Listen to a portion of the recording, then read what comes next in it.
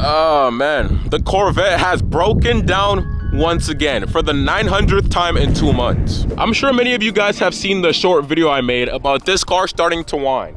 The rear end is starting to whine because my differential is going out, just like many other C7s on this planet. But that whine, that's not a good thing at all. No, it's not even close to being a good thing. But what I did notice is many other C7 owners in my comments telling me they've been rocking with that whine for a year and a half. That's crazy. I love my car too much to do that. Another comment I noticed that I actually liked, honestly, probably my favorite comment of all of my channel history, was someone telling me to might as well blow up the differential now that it's whining.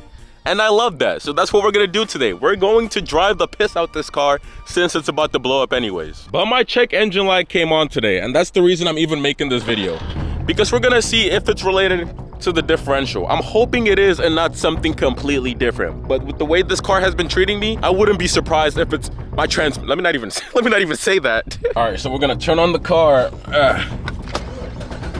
I have my OBD2 scanner right here, and we're gonna check if it's a differential problem that pops up. Look, you can see it right there, the light is on. That's not good at all, but I'm hoping it's related. If it's unrelated, I'm actually selling this car, I kid you not. Oh, moment of truth, moment of truth. Please, please, for my sanity, please.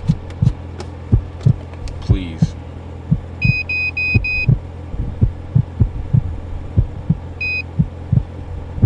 Catalyst system. Oh my God, it's not related. Are you kidding me? Is something wrong with my cats? Did somebody steal my cats? Hold on, let's make sure. No, my cats still seem intact, so I don't know what this is. I'm gonna clear the code, and if it comes back, then I'm gonna take it to get it checked out. But for now, we're gonna clear it because that check engine light is annoying. I thought it was gonna be related to my diff, but it's not. So what we're gonna do is do what that one comment said. We're going to launch this car.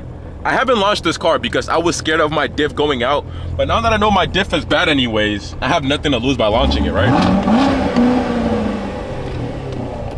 I have nothing to lose, so we're gonna test out the 0 to 60 on this car with half a diff.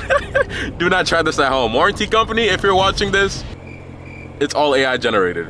But before we even go ahead and blow up my diff, I want to talk about something that saved me a lot in times like this and multiple other times. And that is this right here, this tiny little box called VFO A329 dashcam. I already have it hooked up to my car, but let me explain something. When the people who made the Corvette sat down and started thinking how we're gonna build the design of this car, I promise you, there was one guy who walked up and was like, let's make this car as hard and impossible it is to hide the wires of a dash cam. Let's make it not dash cam compatible. Oh, why do you say that, Social Orbit? Because this car is just terrible for dash cam placement. Let me tell you. It's a target top, meaning you can't run the wires through the roof. This comes off, so it's impossible. They made it a hatchback, also making it impossible to run a rear camera while hiding. It's stupid, oh my God. And the panels are extremely small. So what I had to do was use this 2K 30 FPS rear dash cam as an interior cam because it's literally impossible for me to run this as a rear camera. Yeah, it took a lot of hiding and, you know, wiring, hardwiring, all that. Look, I fit like 50 slacks of wires into this tiny piece because I can't put it through the roof. I have to go through the... Who cares? You guys don't care. You guys just want to see me launch the car. But more on the dash cam later in this video. All right. Before we do that, let's actually clear off this code and see if it pops back up. Hopefully it's just the sensor because it says something about my cats or catalyst efficiency, but I have my cats. I have not done anything to my exhaust. So I'm assuming it's an O2 sensor, or worst case scenario, something is actually wrong with my cats. But we're gonna clear the code. If it pops up throughout this video, then we have to go get it fixed. Permanent? What does that mean? Let's go to our dig spot where we can launch safely without bothering anybody.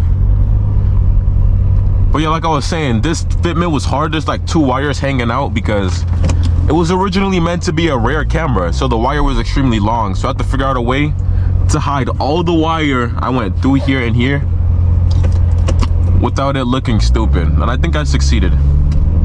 And for a rear camera, that camera is actually good for the cabin too. But we're gonna go for a little drive to our dig spot. You guys hear that? Oh my God, it's getting worse.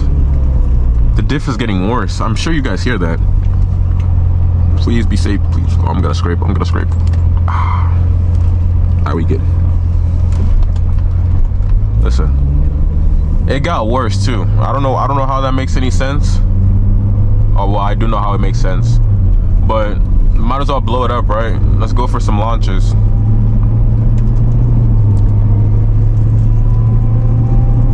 Hear that? It sounds like my supercharger. And then when I let go, it stops. When I step on it again, oh brother.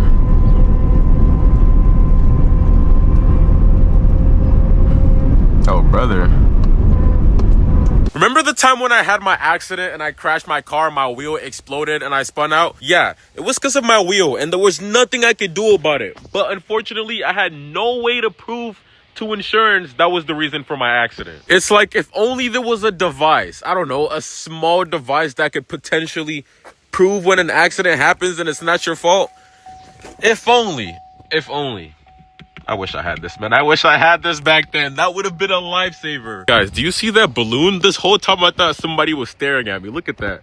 Who strategically placed a balloon right at the window? I thought MF Doom was looking at me. But yeah, it would have been nice to show my insurance agent the clear footage, especially one that shoots in 4K 60 FPS. Those were stats I didn't know were possible, but here we are. The VFO A329 dashcam offers that seamlessly. It also comes with its own remote, which you can control the dashcam from, and an external SSD storage. With its built-in app, it's extremely easy to connect to and transfer 4K quality clips in literally seconds. And also, it has a stupid amount of space, so you don't have to worry about storage for a very long time. And the reason the clips download so fast is because this is actually the first dash cam to support Wi-Fi 6. This means way faster transfer speeds when you're pulling footage onto your phone. I was able to download 4K clips in seconds, no cables and no waiting, just wireless fast download. One thing I liked during the install was how easy it was to hide the coaxial cable. It tucks away really clean along the interior panels. Even though it's harder to hide it because of the type of car I have, it still works. So you don't have wires hanging all over the place. It makes the setup look factory. So yeah, this is definitely more than a dash cam. It's like a bodyguard, and cars like this deserve all the bodyguards it could get. Trust me, I'll never recommend something I don't use.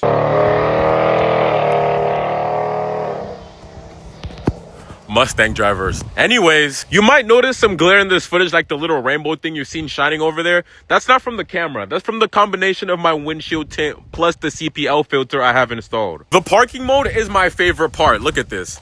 You can't see it because I have the window shield tint, but it basically acts like a bodyguard. And especially in California where people act crazy, that parking mode is a must. It keeps the camera active 24/7. So I don't have to worry about coming back to door dings or scratches or, you know, anything crazy that could have happened while I was away. Like I said, their new dash cam, the A329S, even takes the whole parking feature a whole step further. It includes features like blind spot coverage, a rare waterproof camera, and a faster parking activation mode.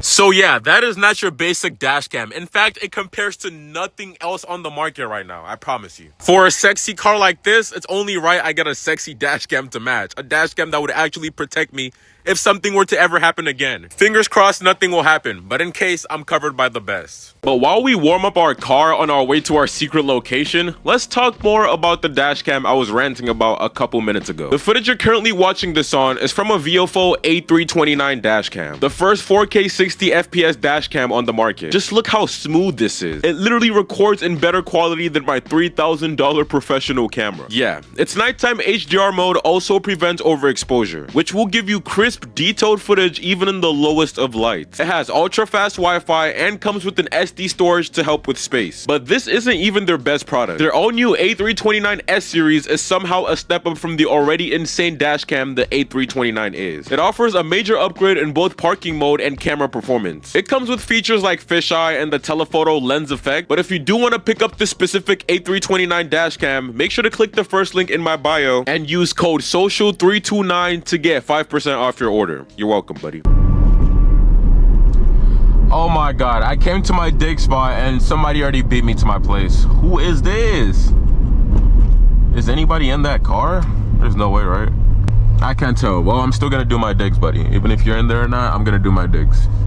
All right, so Chevy claims 2.95 seconds for the automatic version of this car. Now, am I gonna get anywhere near that time? Absolutely not. Not on half a diff, not on an unprepped surface, not with cold tires. No, I'm not gonna be close, but I'm gonna try, okay? My goal is 4 seconds flat. Okay, that's not even that quick. Sub 4 seconds is my goal.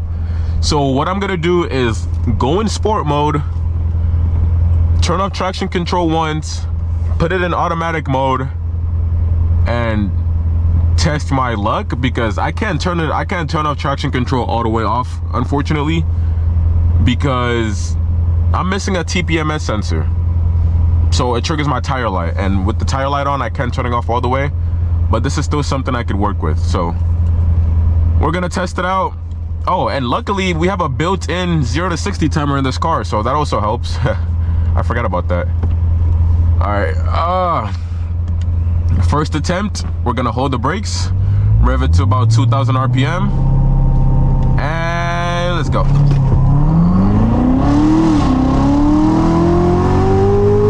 Oh my God.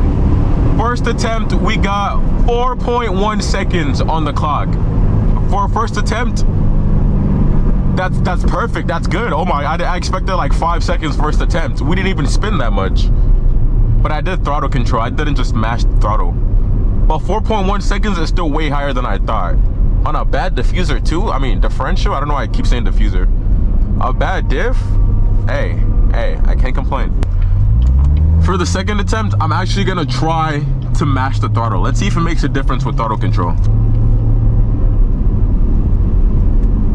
Oh brother, that is a cop. That is a cop. He did not see, you didn't see anything, buddy. You didn't see anything, buddy. Oh brother. All right, second attempt. This time we're gonna mash the throttle. Let's see if it makes a difference, because throttle control helped last time, but mash throttle, let's see. 2,000, we're gonna mash it. Oh yeah. Oh, that definitely made a difference. Oh yeah, we should have mashed the throttle. 4.5 seconds, yeah. I don't know whose idea was to mash the throttle, but that definitely went against us instead of for us. 4.5, still not as bad as I thought it would be. But yeah, we should definitely control the throttle more like last time. And we need to get that sub 4 seconds so I can be satisfied. All right, our next launch, and hopefully our last launch, we're gonna see if we could get the sub 4. We're gonna try our best to get the sub 4, and we'll see. This time we're gonna control the throttle.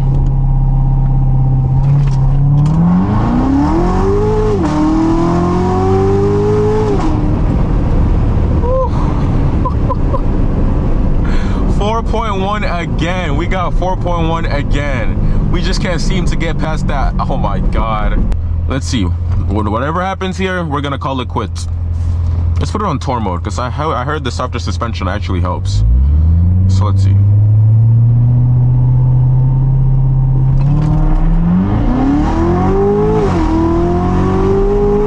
Oh, 3.7.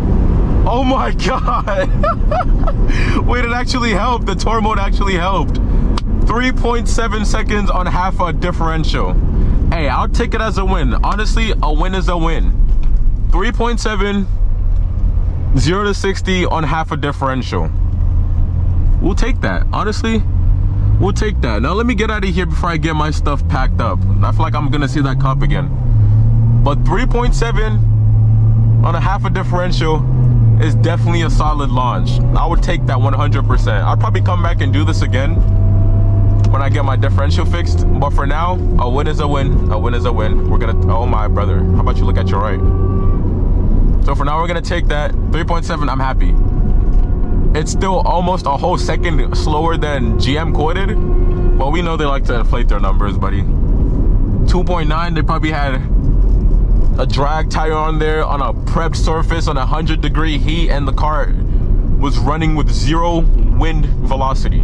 That's probably what they quoted, because 2.9, hell no. I'm never gonna get that. But I'm satisfied with 3.7 on half a diff.